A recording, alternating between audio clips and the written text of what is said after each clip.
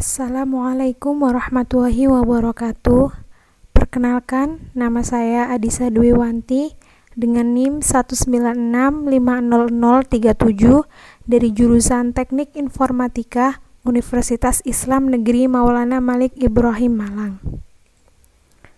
Jadi, pada kesempatan kali ini saya akan menjelaskan mengenai praktikum struktur data yang ke-10 atau yang terakhir, yaitu mengenai graf.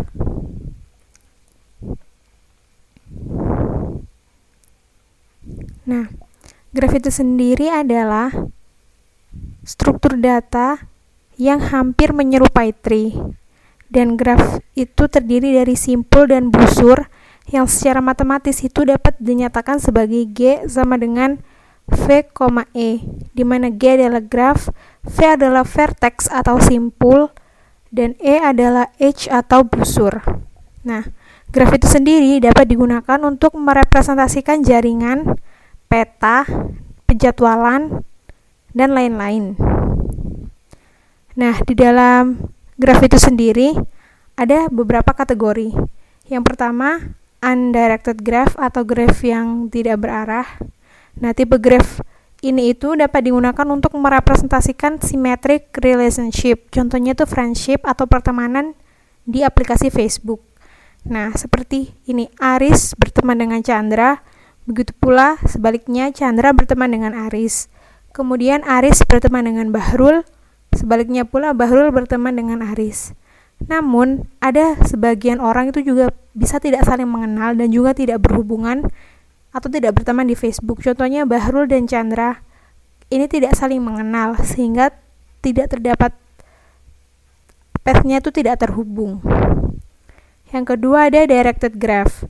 Nah, berbeda dengan directed graph, berbeda dengan undirected graph.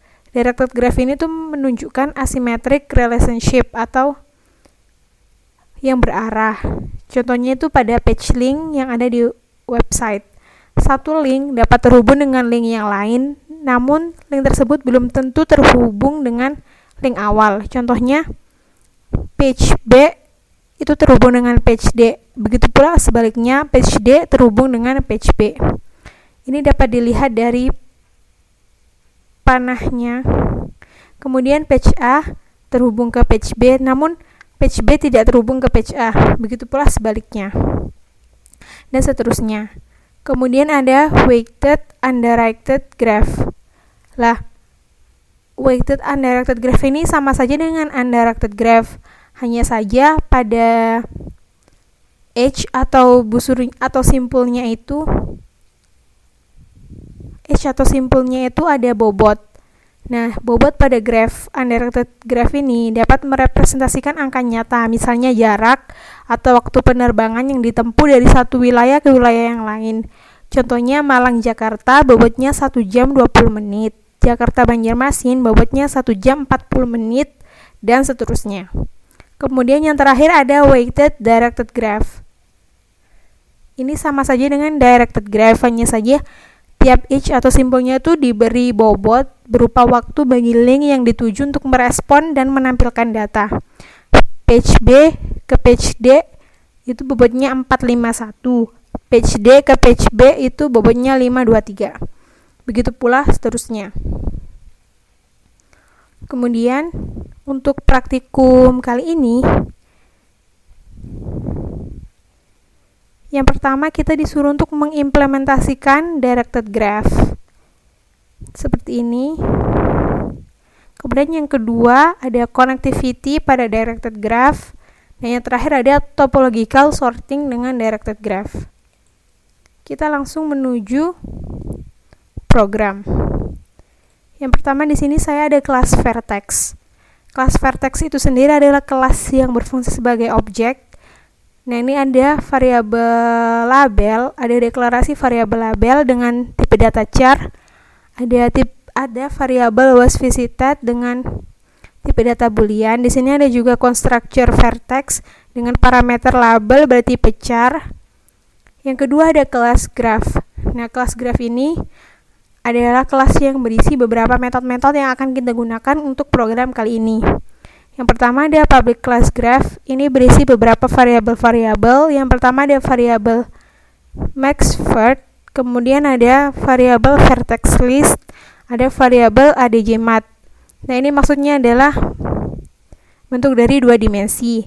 Kemudian ada variabel inverts, ada variabel sorted array. Di sini juga ada constructor graph.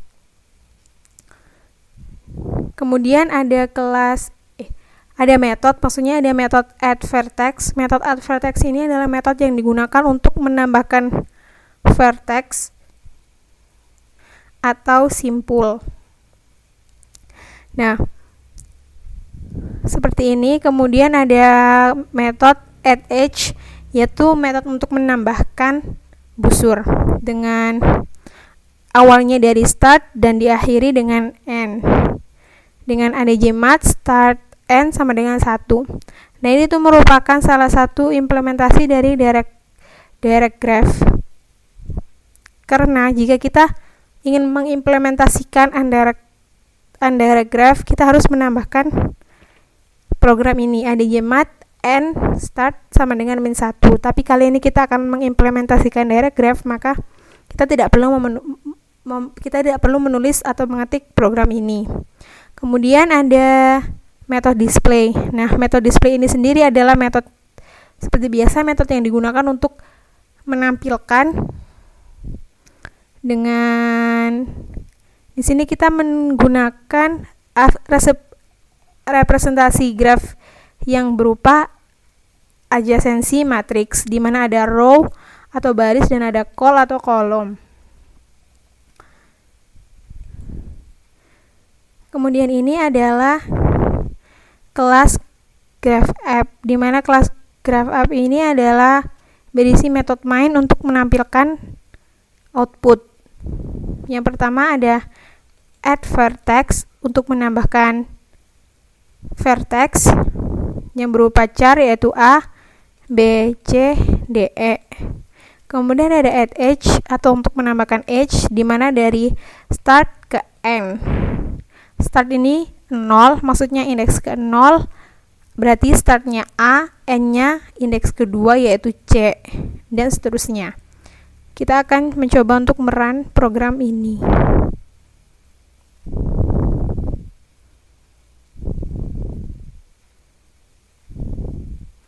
Dapat kita lihat di sini A ke C, karena di add edge startnya 0, N-nya 2. Berarti startnya dari 0 A, N-nya 2 berarti C, benar. Kemudian start 1,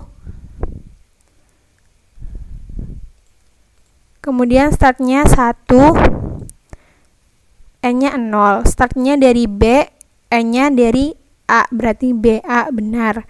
Kemudian startnya 1, B, dan berakhir atau N-nya 4, yaitu E, berarti BE. Kemudian startnya 4, di sini ada E. Kemudian N-nya 2 atau C, dan seterusnya. Kemudian pada praktikum yang nomor 2 kita disuruh untuk implementasi dari connectivity, di mana di sini dapat kita lihat programnya. Yang pertama pasti ada metode connectivity, di mana di sini bisa kita lihat jika integer row-nya sama dengan 0 dan row-nya kurang dari n-verts, maka dia akan mengeprint vertex list row.label. Jika col atau kolumnya sama dengan 0, col kurang dari n-verts, maka dan jika adjmat row col equal 1, maka dia akan mengeprint vertex list col.label. Nah, untuk integer i sama dengan 0, i kurang dari n-verts, maka adjmat col i equal 1 dan vertex list i dot was visited sama dengan false atau salah. Begitu pula seterusnya. Nah, langsung kita panggil method connectivity dan kita run.